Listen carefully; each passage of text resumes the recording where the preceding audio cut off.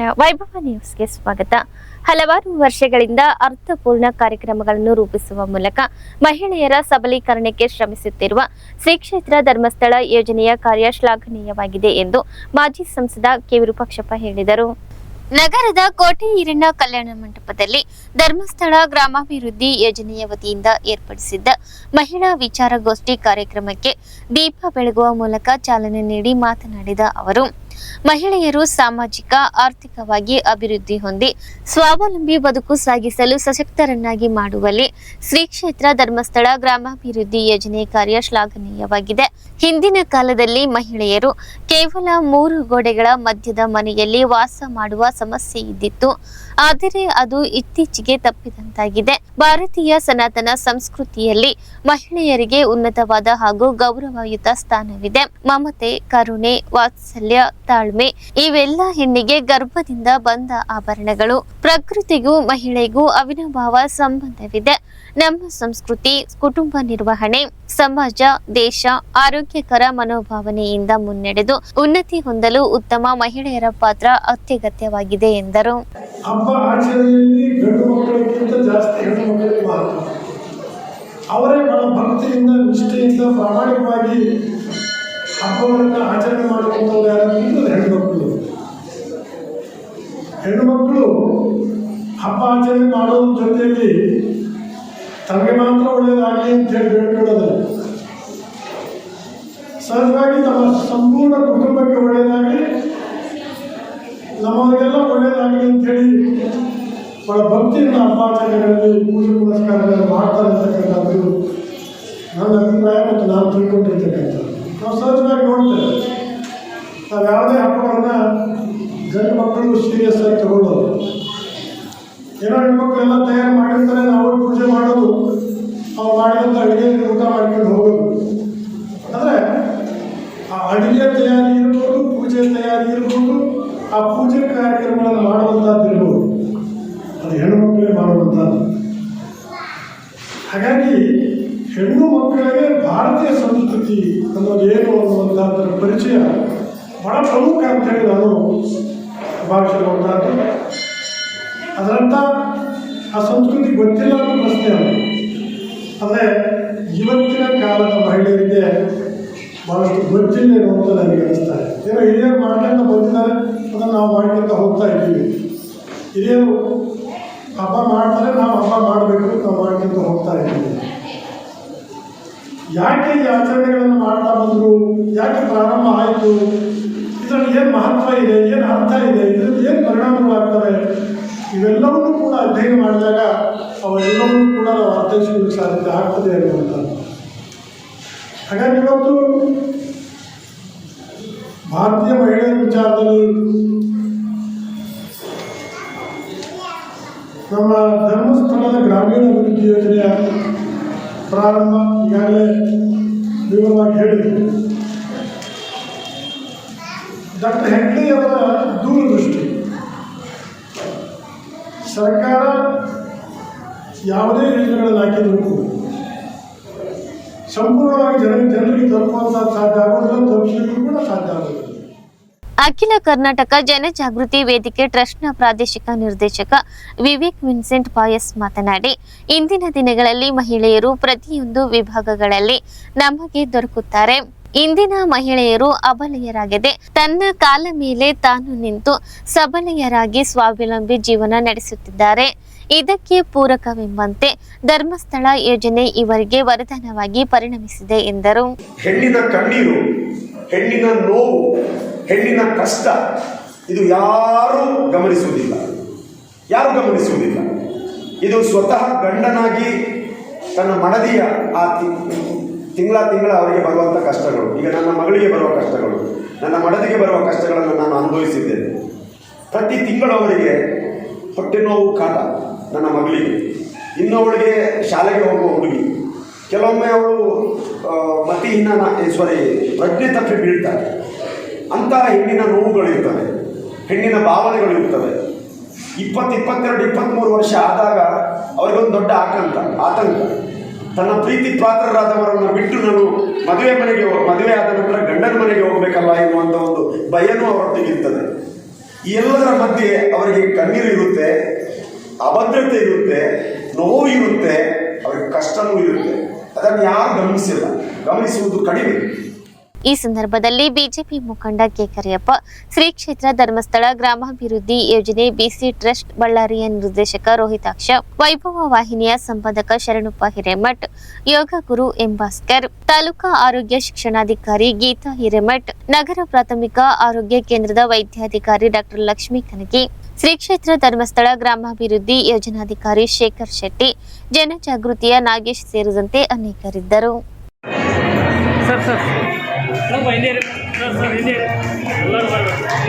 Sir ಇಲ್ಲಿ ನೋಡಿ sir ಒಂದು ನಿಮಿಷ ಸರ್ ಓಕೆ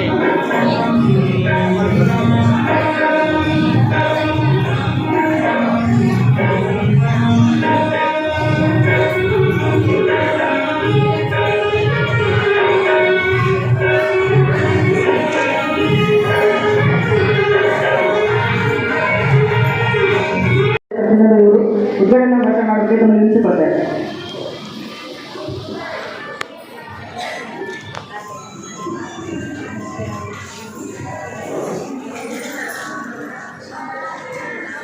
ತಾಲೂಕಿನ ಜಾಲಿಹಾಳ್ ಗ್ರಾಮದಲ್ಲಿ ಶ್ರೀದೇವಿ ಜಾತ್ರಾ ಮಹೋತ್ಸವ ವಿಜೃಂಭಣೆಯಿಂದ ಜರುಗಿತು. ಬೆಳಗ್ಗೆಯಿಂದ ಸಂಜೆಯವರೆಗೆ ವಿವಿಧ ಧಾರ್ಮಿಕ ಪೂಜಾ ಕೈಂಕರ್ಯಗಳು ಅದ್ದೂರಿಯಿಂದ ಜರುಗಿದವು. ಶ್ರೀದೇವಿ ಅವರ ಮೂರ್ತಿಯನ್ನು ಪಲ್ಲಕ್ಕಿಯಲ್ಲಿಟ್ಟುಕೊಂಡು ವಾದ್ಯ ಮೇಳದೊಂದಿಗೆ ಗಂಗಾ ಸ್ಥಳಕ್ಕೆ ತೆರಳಿ ಅಲ್ಲಿ ಪೂಜೆ ಸಲ್ಲಿಸಲಾಯಿತು. ನಂತರ ಉಡಿ ತುಂಬುವ ಕಾರ್ಯಕ್ರಮ ಹಮ್ಮಿಕೊಳ್ಳಲಾಗಿತ್ತು. ಸುಮಂಗಳೆಯರು ಅರಿಶಿನ, ಕುಂಕುಮ, ಕಳಸ ಕನ್ನಡಿ ಮತ್ತು ವೀರ ವೇಷದವರು ಖಡ್ಗ, ಕಟಾರಿಗಳೊಂದಿಗೆ ಮೆರವಣಿಗೆಯಲ್ಲಿ ಪಾಲ್ಗೊಂಡಿದ್ದು ವಿಶೇಷವಾಗಿತ್ತು. ಜಾತ್ರೆಯ ಅಂಗವಾಗಿ ಭಕ್ತಾದಿಗಳಿಗೆ ಪ್ರಸಾದ ವ್ಯವಸ್ಥೆಯನ್ನು ಮಾಡಲಾಗಿತ್ತು. ಜಾತ್ರಾ ಮಹೋತ್ಸವದಲ್ಲಿ ಜಾಲಿಹಾಳ್, ಜಂಬುನಾಥನಹಳ್ಳಿ, ವೆಂಕಟೇಶ್ವರ ಕ್ಯಾಂಪ್, ಗಾಂಧಿನಗರ, ಕೆ ಬಸ್ಸಾಪುರ್ ಮತ್ತು ಹಂಚಿನಾಳ್ ಸೇರಿದಂತೆ ಸುತ್ತಮುತ್ತಲಿನ ಗ್ರಾಮಗಳ ಗ್ರಾಮಸ್ಥರು ಭಾಗವಹಿಸಿದ್ದರು.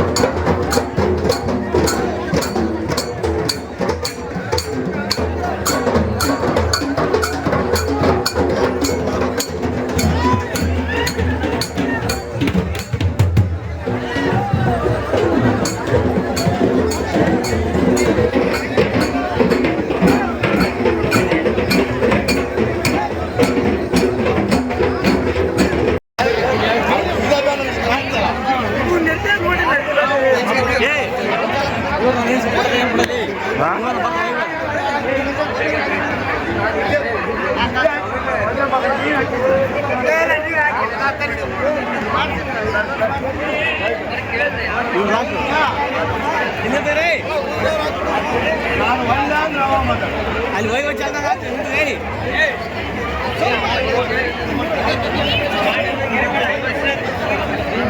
ನಾನು ಸ್ವಲ್ಪ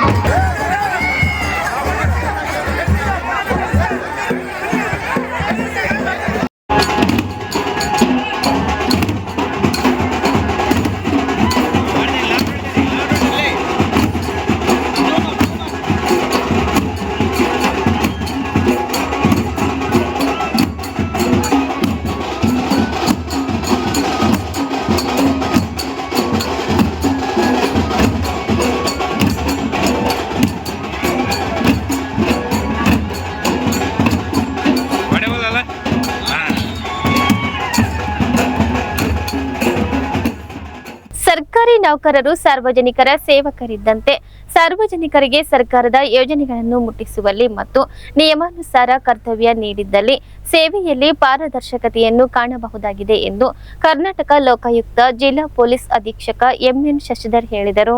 ಅವರು ನಗರದ ತಹಸೀಲ್ದಾರ್ ಕಚೇರಿಯಲ್ಲಿ ರಾಯಚೂರು ತಾಲೂಕಾ ವ್ಯಾಪ್ತಿಯಲ್ಲಿ ಜಿಲ್ಲಾ ಲೋಕಾಯುಕ್ತ ಪೊಲೀಸರಿಂದ ಸಾರ್ವಜನಿಕರ ಕುಂದುಕೊರತೆ ಅಹವಾಲು ಸ್ವೀಕಾರ ಸಭೆಯನ್ನುದ್ದೇಶಿಸಿ ಮಾತನಾಡಿದರು. ಲೋಕಾಯುಕ್ತರಿಂದ ಪ್ರತಿಯೊಂದು ತಾಲೂಕುಗಳಲ್ಲಿ ಪ್ರತಿ ತಿಂಗಳಿಗೊಮ್ಮೆ ಸಾರ್ವಜನಿಕರಿಂದ ಅಹವಾಲು ಸ್ವೀಕರಿಸುವ ಸಭೆಗಳನ್ನು ನಡೆಸಲಾಗುತ್ತದೆ. ಈ ಸಭೆಯಲ್ಲಿ ಸಾರ್ವಜನಿಕರು ಸರ್ಕಾರಿ ಕಚೇರಿಗಳಲ್ಲಿ ತಮಗಾಗುವ ಸಮಸ್ಯೆಗಳನ್ನು ಪರಿಹರಿಸಿಕೊಳ್ಳಬಹುದಾಗಿದೆ ಎಂದು ತಿಳಿಸಿದರು. ಸಮಸ್ಯೆಗಳ ಬಗ್ಗೆ ಪೂರ್ಣ ಮಾಹಿತಿ ಮತ್ತು ಅರ್ಜಿಯನ್ನು ಸಲ್ಲಿಸಿದ್ದಲ್ಲಿ ಅಧಿಕಾರಿಗಳಿಂದ ಸ್ಥಳದಲ್ಲಿಯೇ ಸಮಸ್ಯೆಗಳನ್ನು ಬಗೆಹರಿಸಲು ಕ್ರಮ ಕೈಗೊಳ್ಳಲಾಗುವುದು.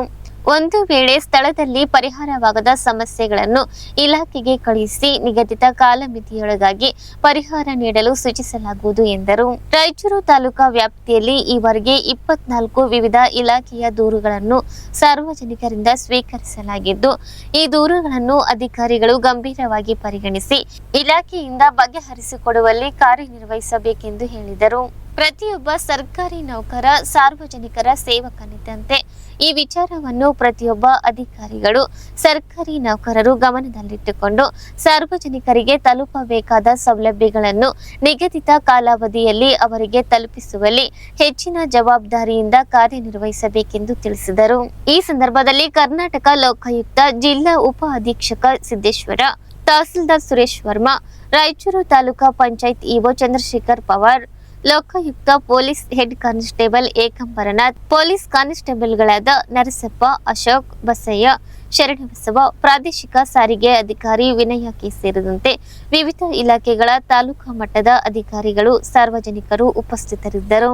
ಸ್ಥಳೀಯ ನಗರಸಭೆ ವ್ಯಾಪ್ತಿಯ 31 ವಾರ್ಡ್ಗಳಲ್ಲಿ ರಸ್ತೆ, ವೃತ್ತ ವಾರ್ಡ್ಗಳಲ್ಲಿ ಮತ್ತು ಸರ್ಕಾರದ ಖಾಲಿ ನಿವೇಶನಗಳಲ್ಲಿ ಅನಧಿಕೃತವಾಗಿ ಗಣ್ಯರ ನಾಮಫಲಕ ಹಾಕಿದರೆ ಕ್ರಮ ಕೈಗೊಳ್ಳಲಾಗುವುದು ಎಂದು ನಗರಸಭೆ ಪೌರಾಯುಕ್ತ ಮಂಜುನಾಥ್ ಗುಂಡೂರ್ ಎಚ್ಚರಿಕೆ ನೀಡಿದರು. ಅವರು ಈ ಕುರಿತು ಹೇಳಿಕೆ ನೀಡಿದ್ದು, ನಗರಸಭೆಯಿಂದ ಪರವಾನಗಿ ಪಡೆಯದೆ ನಗರದಲ್ಲಿ ಅನಧಿಕೃತವಾಗಿ ಗಣ್ಯರ ನಾಮಫಲಕ ಒತ್ತುವರಿ ಮಾಡುತ್ತಿರುವುದು ನಗರಸಭೆ ಗಮನಕ್ಕೆ ಬಂದಿದೆ. ಸಾರ್ವಜನಿಕರ ಆಸ್ತಿ ಪಾಸ್ತಿಗೆ ಹೆಸರಿಡುವುದು, ಹಾನಿ ಮಾಡುವುದು, ಆಸ್ತಿ ದುರ್ಬಳಕೆ ಮಾಡುವುದು ಕಾನೂನಿನ ಪ್ರಕಾರ ಅಪರಾಧವಾಗಿರುತ್ತದೆ. ಅನಧಿಕೃತ ನಾಮಫಲಕ ಅಥವಾ ಬಡಾವಣೆ ಹೆಸರು, ವೃತ್ತ ನಿರ್ಮಿಸಿರುವಂತಹ ವಿನ್ಯಾಸಗಳನ್ನು ಈ ಕೂಡಲೇ ತೆರವುಗೊಳಿಸುವಂತೆ ಸೂಚಿಸಿದೆ. ಇಲ್ಲವಾದಲ್ಲಿ ಅಂತವರ ವಿರುದ್ಧ ಕಾನೂನು ಕ್ರಮ ಜರುಗಿಸಲಾಗುವುದು ಎಂದು ಎಚ್ಚರಿಕೆ ನೀಡಿದ್ದಾರೆ. ಹಂಪಿ ಕನ್ನಡ ವಿಶ್ವವಿದ್ಯಾಲಯದಲ್ಲಿ ನಡೆದ 32ನೇ ನುಡಿ ಹಬ್ಬ ಹಾಗೂ ಘಟಿಕೋತ್ಸವದ ಕಾರ್ಯಕ್ರಮದಲ್ಲಿ ಲಕ್ಷ್ಮಪ್ಪ ಅಮರಾಪುರ್ ಅವರಿಗೆ ಉನ್ನತ ಶಿಕ್ಷಣ ಸಚಿವ ಡಾಕ್ಟರ್ ಎಂಸಿ ಸುಧಾಕರ್ ಅವರು ಪಿಎಚ್ಡಿ ಪದವಿಯನ್ನು ಪ್ರದಾನ ಮಾಡಿದರು. ಹಂಪಿಯ ಕನ್ನಡ ವಿಶ್ವವಿದ್ಯಾಲಯದ ಜಾನಪದ ಅಧ್ಯಯನ ವಿಭಾಗದ ಸಮಾಜ ವಿಜ್ಞಾನ ನಿಕಾಯದಲ್ಲಿ ಡಾಕ್ಟರ್ ಎಚ್ ಮಲ್ಲಿಕಾರ್ಜುನ್ ಅವರ ಮಾರ್ಗದರ್ಶನದಲ್ಲಿ ಜಂಬಣ್ಣ ಅಮರಚಿಂತರ ಸಮಗ್ರ ಸಾಹಿತ್ಯದ ವಿಭಿನ್ನ ನೆಲೆಗಳು ಎಂಬ ವಿಷಯದ ಪ್ರಬಂಧ ಮಂಡನೆಗೆ ವಿಶ್ವವಿದ್ಯಾಲಯವು ಪಿಎಚ್ಡಿ ಪದವಿ ಘೋಷಿಸಿ ಪ್ರದಾನ ಮಾಡಿದೆ. ಕಾರ್ಯಕ್ರಮದಲ್ಲಿ ಕನ್ನಡ ವಿಶ್ವವಿದ್ಯಾಲಯದ ಮಾನ್ಯ ಕುಲಪತಿ ಡಾಕ್ಟರ್ ಡಿವಿ ಪರಮಶಿವಮೂರ್ತಿ ಸೇರಿದಂತೆ ಹಲವರಿದ್ದರು.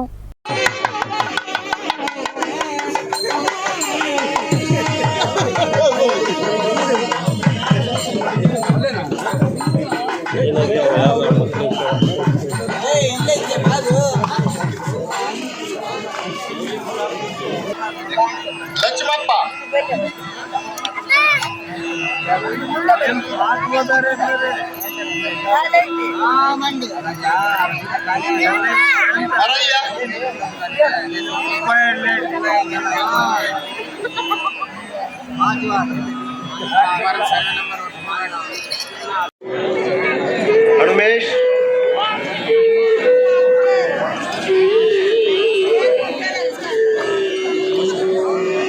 ಓಬಳಯ್ಯ ಶ್ರಮಿಸಿದ ಅನೇಕ ತಿಳುವಳಿಕೆಗಳು ಭೌಗೋಳಿಕವಾಗಿ ಆಯಾ ಪ್ರದೇಶದ ಅಭಿವೃದ್ಧಿಗೆ ಪೂರಕವಾಗಿ ಈ ವಾಸ್ತವದ ನೆಲೆಗಟ್ಟಿನ ಮೇಲೆ ಆಯಾ ಕಾಲದ ಅಭಿವೃದ್ಧಿಯ ಅವಶ್ಯಕತೆ ಇರುತ್ತದೆ. ಕರ್ನಾಟಕವು ನೆರೆ 5 ರಾಜ್ಯಗಳ ಜೊತೆ ತನ್ನ ಗಡಿಗಳನ್ನು ರಾಜಕೀಯವಾಗಿ ಹಂಚಿಕೊಂಡಿದೆ. ಗಡಿ ಪ್ರದೇಶಗಳ ಕನ್ನಡ ವಿಭಿನ್ನ ಸಂಸ್ಕೃತಿಗಳ ಬಗೆಗೆ ಕುಲಾಧಿಪತಿಯಾಗಿ ನನಗೆ ದತ್ತವಾದ ಅಧಿಕಾರದಿಂದ ಉತ್ತೀರ್ಣರಾದ ವ್ಯಕ್ತಿಗಳಿಗೆ ಡಿಲಿಟ್ PhD, BBA ಹಾಗೂ ದೂರಶಿಕ್ಷಣ ಸ್ನಾತಕೋತ್ತರ ಪದವಿಗಳನ್ನು ನೀಡಲು ಸಮ್ಮತಿಸುತ್ತೇನೆ. ನೀವು ನಿಮ್ಮ ಜೀವನದ ನಡೆನುಡಿಗಳಲ್ಲಿ ಈ ಪದವಿಗಳಿಗೆ ತಕ್ಕವರಾಗಿ ವರ್ತಿಸಬೇಕೆಂದು ಆಜ್ಞಾಪಿಸುತ್ತೇನೆ. ರಾಜ್ಯ ಸರ್ಕಾರಿ ನೌಕರರಿಗೆ 7ನೇ ವೇತನ ಆಯೋಗ ಜಾರಿ ಸೇರಿದಂತೆ ಪ್ರಮುಖ 3 ಬೇಡಿಕೆಗಳ ಬಗ್ಗೆ ರಾಜ್ಯ ಸರ್ಕಾರದ ಗಮನ ಸೆಳೆಯಲು ಹೋರಾಟ ಸೇರಿ ವಿವಿಧ ಹಂತದಲ್ಲಿ ಪ್ರತಿಭಟನೆ ನಡೆಸಲು ರಾಜ್ಯ ಸರ್ಕಾರಿ ನೌಕರರ ಸಂಘದ ರಾಜ್ಯ ಕಾರ್ಯಕಾರಿಣಿ ಸಮಿತಿ ನಿರ್ಧರಿಸಿದೆ ಎಂದು ಜಿಲ್ಲಾಧ್ಯಕ್ಷ ಭೀಮಣ್ಣ ನಾಯಕ್ ಹೇಳಿದರು. ಅವರು ರಾಯಚೂರು ನಗರದಲ್ಲಿ ಸುದ್ದಿಗೋಷ್ಠಿ ನಡೆಸಿ ಮಾತನಾಡಿದರು. 7ನೇ ವೇತನ ಆಯೋಗ ಜಾರಿಗೊಳಿಸಲು 2 ಬಾರಿ ಅವಧಿಯನ್ನು ವಿಸ್ತರಿಸಲಾಗಿದೆ. ಆಯೋಗ 13 ತಿಂಗಳಾದರೂ ವರದಿ ನೀಡಿಲ್ಲ. ಕೂಡಲೇ ಜಾರಿಗೆ ರಾಜ್ಯ ಸರ್ಕಾರ ಮುಂದಾಗಬೇಕೆಂದರು. ಜಿಲ್ಲಾ ಪ್ರಧಾನ ಕಾರ್ಯದರ್ಶಿ ಮಹಂತೇಶ್ ಬಿರಾದಾರ್ ಮಾತನಾಡಿ, ಮಂಡ್ಯದಲ್ಲಿ ನೌಕರರ ಸಂಘದ ರಾಜ್ಯಾಧ್ಯಕ್ಷ ಷಡಕ್ಷರಿ ಅಧ್ಯಕ್ಷತೆಯಲ್ಲಿ ನಡೆದ ರಾಜ್ಯ ಸಮಿತಿ ಸಭೆಯಲ್ಲಿ 7ನೇ ವೇತನ ಆಯೋಗ ಜಾರಿಗೊಳಿಸಲು ಸರ್ಕಾರಕ್ಕೆ ಮನವಿ ನೀಡಿ ಎಲ್ಲಾ ಶಾಸಕರುಗಳು ವಿಧಾನ ಪರಿಷತ್ ಸದಸ್ಯರಿಗೆ ಮನವಿ ಸಲ್ಲಿಸಲು ನಿರ್ಧರಿಸಲಾಗಿದೆ. ಈ ಹಿಂದೆ ಮುಖ್ಯಮಂತ್ರಿಗಳಾಗಿದ್ದ ಸಿದ್ದರಾಮಯ್ಯನವರು 6ನೇ ವೇತನ ಆಯೋಗ ರಚಿಸಿ 8 ತಿಂಗಳಲ್ಲಿ ಅಲ್ಪಾವಧಿ ವರದಿ ಪಡೆದು ಸರ್ಕಾರಿ ನೌಕರರಿಗೆ ತುಟ್ಟಿ ಭತ್ಯೆ ಸೇರಿ ಅನೇಕ ಅನುಕೂಲ ಮಾಡಿಕೊಟ್ಟಿದ್ದರು. ಈಗ ಅವರೇ ಮುಖ್ಯಮಂತ್ರಿಯಾಗಿದ್ದು 7ನೇ ವೇತನ ಆಯೋಗಕ್ಕೆ 2 ಬಾರಿ ಅವಧಿ ವಿಸ್ತರಣೆ ಮಾಡುತ್ತಿರುವುದು ವಿಳಂಬ ಧೋರಣೆಯಾಗಿದೆ. ಹಳೆ ಪಿಂಚಣಿ ಜಾರಿಗೊಳಿಸಲು ಅಪರ ಕಾರ್ಯದರ್ಶಿ ಅಧ್ಯಕ್ಷತೆಯಲ್ಲಿ ಸಮಿತಿ ರಚಿಸಲಾಗಿದ್ದರೂ ಯಾವುದೇ ವರದಿ ನೀಡಿಲ್ಲ. ಚುನಾವಣಾ ಪ್ರಣಾಳಿಕೆಯಲ್ಲಿ ನೀಡಿದ ಭರವಸೆಯಂತೆ 3 ಲಕ್ಷ ನೌಕರರಿಗೆ ಇರುವ ಆತಂಕ ದೂರ ಮಾಡಲು ಹೊಸ ಪಿಂಚಣಿ ಯೋಜನೆ ರದ್ದುಗೊಳಿಸಬೇಕೆಂದರು. ಕರ್ನಾಟಕ ಆರೋಗ್ಯ ಸಂಜೀವಿನಿ ಯೋಜನೆ 2 ವ್ಯಾಪ್ತಿಗೆ ಸರ್ಕಾರಿ ನೌಕರರು ಹಾಗೂ ಅವರ ಕುಟುಂಬದ ವರ್ಗದವರು ನಗದು ರಹಿತ ಚಿಕಿತ್ಸೆ ಒದಗಿಸಲು ಆದೇಶ ನೀಡಲಾಗಿದೆಯಾದರೂ ಜಾರಿಗೊಂಡಿಲ್ಲ. ಕೂಡಲೇ ಜಾರಿಗೆ ಸರ್ಕಾರ ಮುಂದಾಗಬೇಕು. ಕಾಲಕಾಲಕ್ಕೆ ವೇತನ 2 ಭತ್ಯೆಗಳನ್ನು ಪರಿಷ್ಕರಣೆ ಮಾಡಬೇಕು. ಸರ್ಕಾರ 21 ದಿನಗಳ ಗಡುವಿನಲ್ಲಿ ಜಾರಿಗೆ ಮುಂದಾಗದೆ ಹೋದಲ್ಲಿ ಹೋರಾಟ ಅನಿವಾರ್ಯವಾಗುತ್ತದೆ ಎಂದು ಎಚ್ಚರಿಸಿದರು. ಈ ಸಂದರ್ಭದಲ್ಲಿ ಸರ್ಕಾರಿ ನೌಕರರ ಸಂಘದ ಸಿಂಧನೂರು ತಾಲೂಕು ಅಧ್ಯಕ್ಷ ಚಂದ್ರಶೇಖರ್ ಹಿರೇಮಠ್, ಪದಾಧಿಕಾರಿಗಳಾದ ಹನುಮಂತರಾಯ ಶಾಖೆ, ಅಯ್ಯನಗೌಡ ಐರೆಡ್ಡಿ, ಶ್ರೀಶೈಲಗೌಡ ಮಾನ್ವಿ, ಭರತ್ ಕುಮಾರ್, ಶರಣಪ್ಪ, ಲಿಂಗಪ್ಪ ಸೇರಿದಂತೆ ಇನ್ನಿತರರು ಉಪಸ್ಥಿತರಿದ್ದರು. ಮೀನಮೆಣಸೆ ಇಳಿಸಿದ ಕಾರಣದಿಂದಾಗಿ ಕಳೆದ ಸರ್ಕಾರ ಇದ್ದಂತ ಸಂದರ್ಭದಲ್ಲಿ ಕೂಡ ಮಾರ್ಚ್ ತಿಂಗಳಲ್ಲಿ 1 ದಿನದ ಮುಷ್ಕರವನ್ನು ಮಾಡೋದ್ರ ಮೂಲಕ 17% IR ಅನ್ನ ನಾವು ಸರ್ಕಾರಿ ನೌಕರರು ಪಡೆದುಕೊಂಡಿರ್ತಕ್ಕಂಥದ್ದು ಎಲ್ಲರಿಗೂ ಕೂಡ ಗೊತ್ತಿರತಕ್ಕಂಥ ವಿಚಾರ. ಸರ್ಕಾರ ಮುಗಿದೋಯ್ತು. ನಂತರ ಬಂದಿರತಕ್ಕಂಥ ಸರ್ಕಾರ ಆದರೂ ಆ ವರದಿಯನ್ನ ಶೀಘ್ರವಾಗಿ ಪಡೆದುಕೊಂಡು ಉಳಿದಿರ್ತಕ್ಕಂಥ ಏನು ಪೇ ಸ್ಕೇಲ್ ಕೊಡಬೇಕಾಗಿತ್ತು ಈ IR ಅನ್ನ ಮರ್ಜ್ ಮಾಡಿ ಅದನ್ನು ಕೊಡ್ತಾರೆ ಅಂತಕ್ಕಂಥ ಆಶಾಭಾವನೆ ನಮ್ಮ ಸರ್ಕಾರಿ ನೌಕರರಲ್ಲಿ ಇತ್ತು. ಆದರೆ ಸರ್ಕಾರ ಬಂದ ಕೆಲವೇ 1 ವಾರ 15 ದಿನಗಳೊಳಗಾಗಿ ಮತ್ತೆ ಈ ವೇತನ ಸಮಿತಿ ಇರ್ತಕ್ಕಂಥ ಅವಧಿ ಏನಿದೆ ಅದನ್ನ ಮತ್ತೆ 1 6 ತಿಂಗಳ ಪೋಸ್ಟ್ಪೋನ್ ಮಾಡ್ತೀವಿ ಅಂತ ಮಾಡಿದ್ರು. ಅದಾದ್ಮೇಲೆ ಮತ್ತೆ 1 6 ತಿಂಗಳ ಪೋಸ್ಟ್ಪೋನ್ ಮಾಡ್ತೀವಿ ಅಂತ ಮಾಡಿದ್ರು. ಈ ಕ್ರಮ ಏನಿದೆ ಇದು ಯಾವುದೂ ಕೂಡ ಸರಿಯಲ್ಲ. ಇದನ್ನ ಸರ್ಕಾರಿ ನೌಕರರ ಸಂಘ ವಿರೋಧಿಸುತ್ತದೆ ಅಂತಕ್ಕಂಥ ವಿಚಾರವನ್ನ ಈ ವೇದಿಕೆ ಮೂಲಕ ನಾವು ಹೇಳೋದಕ್ಕೆ ಇಷ್ಟಪಡ್ತೇವೆ. ಕಾರಣ ಇಷ್ಟೇ, ಇದೇ ಸರ್ಕಾರದ ಮಾನ್ಯ ಮುಖ್ಯಮಂತ್ರಿಗಳಾಗಿ ಕೆಲಸ ಮಾಡಿರ್ತಕ್ಕಂಥ ಮಾನ್ಯ ಸಿದ್ದರಾಮಯ್ಯ ಸಾಹೇಬರು ತಾವು ಈ ಹಿಂದೆ ಮುಖ್ಯಮಂತ್ರಿಗಳಾಗಿರ್ತಕ್ಕಂಥ ಸಂದರ್ಭದಲ್ಲಿ ಸಮಿತಿಯನ್ನ ರಚನೆ ಮಾಡಿ ಕೇವಲ 6 ತಿಂಗಳ ಒಳಗಡೆಯಾಗಿ ವರದಿಯನ್ನ ಪಡೆದುಕೊಂಡು 30% ಸರ್ಕಾರಿ ನೌಕರರಿಗೆ ವೇತನವನ್ನ ಜಾರಿಗೊಳಿಸಿರ್ತಕ್ಕಂಥದ್ದು ಕೂಡ ಇತಿಹಾಸ. ಈಗ ಅದೇ ಸರ್ಕಾರ ಇದೆ, ಅದೇ ಮುಖ್ಯಮಂತ್ರಿಗಳಿದ್ದಾರೆ, ಆದರೆ 2 ಬಾರಿ 6 ತಿಂಗಳ ಅವಧಿಯನ್ನ ವಿಸ್ತರಣೆ ಮಾಡೋದ್ರ ಮೂಲಕ ಸರ್ಕಾರಿ ನೌಕರರಿಗೆ ಕಾಲಕಾಲಕ್ಕೆ ಕೊಡ್ತಕ್ಕಂಥ ಏನು ವೇತನ ಪರಿಷ್ಕರಣೆ ಇರ್ಬೋದು, ಭತ್ಯೆಗಳಿರ್ಬೋದು, ಅದೆಲ್ಲವೂ ಕೂಡ ಪರಿಷ್ಕರಣೆ ಮಾಡೋದಕ್ಕೆ ಮೀನಮೇಷ ಎಣಿಸ್ತಕ್ಕಂಥದ್ದು ಸರ್ಕಾರಿ ನೌಕರರಿಗೆ ಏನಪ್ಪಾ ಅಂದ್ರೆ ಒಂಥರ ಮುಂದಿನ ದಿನಗಳಲ್ಲಿ ಹೋರಾಟಕ್ಕೆ ಎಚ್ಚೆತ್ತುಕೊಳ್ಬೇಕು ಅಂತಕ್ಕಂಥ ಸಂದೇಶವನ್ನು ರವಾನೆ ಮಾಡ್ತಾ ಇದ್ದಾರೆ ಅಂತ ನಮ್ಗೆ ಅನಿಸ್ತಾ ಇದೆ. 83 ತಾಲೂಕುಗಳಲ್ಲಿ ಸ್ಟ್ರೈಕ್ಗಳನ್ನು ಹೊಂದಿದ್ದು ಸಮಸ್ತ 6 ಲಕ್ಷ ಸರ್ಕಾರಿ ನೌಕರರನ್ನು ಪ್ರತಿನಿಧಿಸುವ ಏಕೈಕ ಬೃಹತ್ ಸಂಘಟನೆಯಾಗಿರುತ್ತದೆ. ಸಂಘವು ರಾಷ್ಟ್ರ ಹಾಗೂ ರಾಜ್ಯದಲ್ಲಿ ಸಂಭವಿಸುವ ಪ್ರಕೃತಿ ವಿಕೋಪ, ಉತ್ತರ ಕರ್ನಾಟಕದ ಪ್ರವಾಹ, ಕೋವಿಡ್ ಸಂಕಷ್ಟದಲ್ಲಿ ಸರ್ಕಾರಕ್ಕೆ ಆರ್ಥಿಕ ಸಹಾಯ ನೀಡಿರುವ NDA ಸಂಘಟನೆಯಾಗಿದೆ. ರಾಜ್ಯದಲ್ಲಿ 2.5 ಲಕ್ಷ ಹುದ್ದೆಗಳು ಖಾಲಿ ಇದ್ದರೂ ಸಹ ಸರ್ಕಾರವು ಜನಸಾಮಾನ್ಯರ ಕಲ್ಯಾಣ ಹಾಗೂ ರಾಜ್ಯದ ಅಭಿವೃದ್ಧಿಗಾಗಿ ಸರ್ಕಾರ ಜಾರಿಗೊಳಿಸುವ ಯೋಜನೆಗಳನ್ನು ಶ್ರೀಸಾಮಾನ್ಯರಿಗೆ ತಲುಪಿಸುವ ಕಾರ್ಯದ ಜೊತೆ ರಾಜ್ಯದ ಅಭಿವೃದ್ಧಿ ಸೂಚ್ಯಂಕದ ಬೆಳವಣಿಗೆಯಲ್ಲಿ ಸರ್ಕಾರಿ ನೌಕರರ ಪಾತ್ರ ಪ್ರಮುಖವಾಗಿದೆ. ಮೊನ್ನೆ ದಿನಾಂಕ 6/1/2024 ನಮ್ಮ ರಾಜ್ಯ ಅಧ್ಯಕ್ಷರಾದ ಸನ್ಮಾನ್ಯ ಶ್ರೀ CS ಷಡಕ್ಷರಿ ಅವರ ಅಧ್ಯಕ್ಷತೆಯಲ್ಲಿ ಮಂಡ್ಯದಲ್ಲಿ ಒಂದು ರಾಜ್ಯ ಮಟ್ಟದ ಒಂದು ಕಾರ್ಯಕಾರಿ ಸಮಿತಿ ಜರುಗಿತು. ಆ ಒಂದು ಕಾರ್ಯಕಾರಿ ಸಮಿತಿಯಲ್ಲಿ ಪ್ರಮುಖ ಒಂದು ನಿರ್ಣಯಗಳನ್ನು ಕೈಗೊಳ್ಳಲಾಯಿತು. ರಾಜ್ಯ 7ನೇ ವೇತನ ಆಯೋಗದಿಂದ ಶೀಘ್ರ ವರದಿ ಪಡೆದು ರಾಜ್ಯ ಸರ್ಕಾರಿ ನೌಕರರ ವೇತನ ಭತ್ಯೆಗಳನ್ನು ಪೂರ್ಣ ಪ್ರಮಾಣದಲ್ಲಿ ಪರಿಷ್ಕರಿಸಿ ಆದೇಶ ಹೊರಡಿಸುವುದು, ಹಳೆ ಪಿಂಚಣಿ ಯೋಜನೆಯನ್ನು ಮರು ಜಾರಿಗೊಳಿಸುವುದು ಮತ್ತು ಕರ್ನಾಟಕ ರಾಜ್ಯ ಆರೋಗ್ಯ ಸಂಜೀವಿನಿ ಯೋಜನೆ ಅನುಷ್ಠಾನಗೊಳಿಸುವುದು. ಇಲ್ಲಿಗೆ ಇಂದಿನ ವಾರ್ತಾ ಪ್ರಸಾರ ಮುಕ್ತಾಯವಾಯಿತು. ನಿರಂತರವಾಗಿ ವೀಕ್ಷಿಸಿ ವೈಭವ ಟಿವಿ. ವಂದನೆಗಳೊಂದಿಗೆ ದೇವಿಕಾ ಚನ್ನಬಸವ.